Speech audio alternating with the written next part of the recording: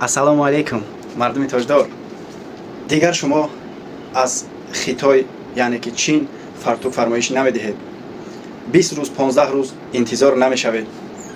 акнун фартукҳо дар Тоҷикистон дар муддати 24 соат бо принти DTF, яъне ки ба қувват, ҳангоми шустан намеравад, обро намегузаронад, зуд доғро ба худ намегирад.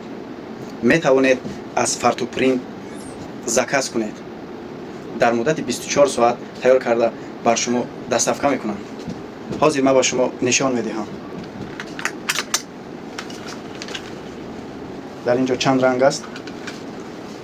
марҳамат. DTF принти мо чунин мебошад. ҳангоми часпондан дигар ин аз санаи фартук намеравад. агар шумо 30 градуса об истифода баред, чапана карда дар стирал меандозед ё бо даст ҳам шӯед, чапана карда шӯед, то 100 стирка инҳо меистанд, безеб намешаванд. марҳамат, заказ кунед, мо ба шумо дастафка мекунем. ассалому алайкум.